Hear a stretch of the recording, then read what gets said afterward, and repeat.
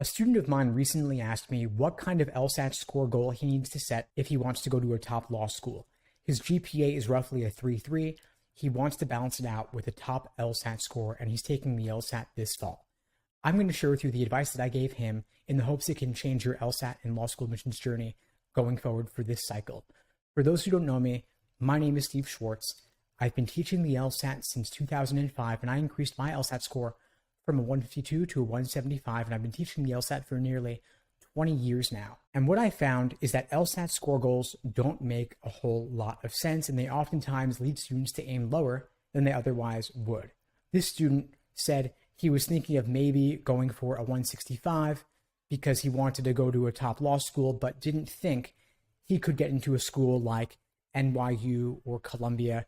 Maybe he'd go for Fordham or Brooklyn Law School instead. He's based in New York City, and I'm from New York myself, so I knew what he was talking about. The thing is, there is a large range in law school prestige, law school rankings, and you won't get into a T14 unless you are willing to do what it takes to get into a T14. If your GPA is below the medians, you've got to balance it out with a higher LSAT score. And with a low GPA, a 165 likely won't even get you into Fordham Law School. Surprisingly enough, LSAT score medians are out of control. The grade inflation, the LSAT score inflation is higher and higher every single year. And you're not going to get a 170 unless you aim for a 170. Ideally, if you want a 170 on test day, you've got to be practice test averaging in a 173 or above to have a safety buffer in case you get a bad proctor or in case you have a tech issue.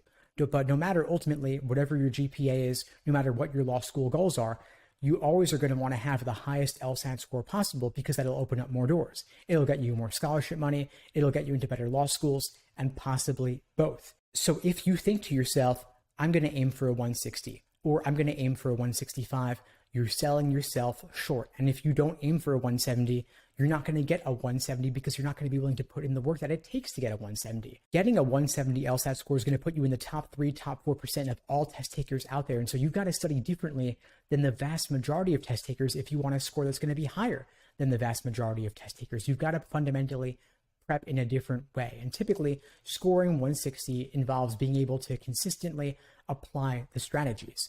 But if you want a 170 or above, you've got to understand why the strategies work, and you've got to see the exam from the test maker's perspective.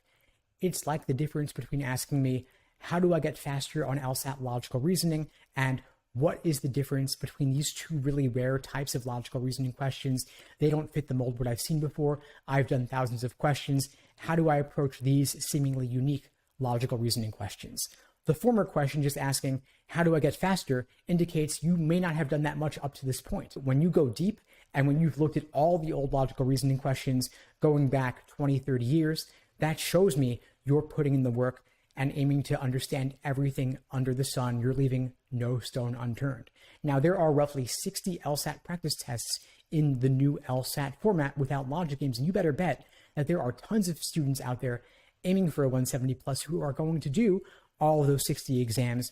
Maybe they've done all 60 of those exams already, and they're taking the LSAT in 1 to 2 months from now and applying the beginning of the cycle this fall. And so if you're aiming for January or February and you haven't even started yet, and you're thinking, maybe I'm going to go for a 160, you're not even playing in the same league, and you don't even realize it because you're studying for the exam on your own.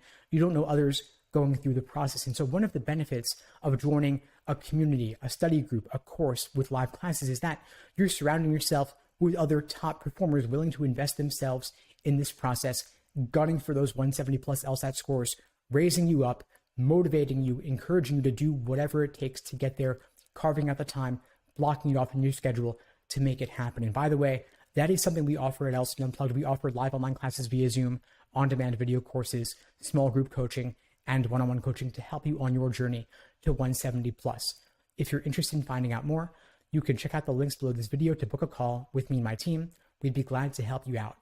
One of the things that we do for our students is we motivate them and encourage them to do more, to do better, to actually take those practice tests and get over the fear of measuring yourself and to stop drilling questions and instead simulate test day conditions for what you'll actually experience on LSAT test day and review those questions in depth, look at your mistakes so that you can course correct for the future. I've developed a framework for the review process called the Socratic Review Method to help you do just that, to help you analyze in depth what mistakes you're making and why, so that you can avoid making them for the future and avoid making them on test day itself. Anyway, folks, that's all for now. In the meantime, I'll wish you all the best and take care.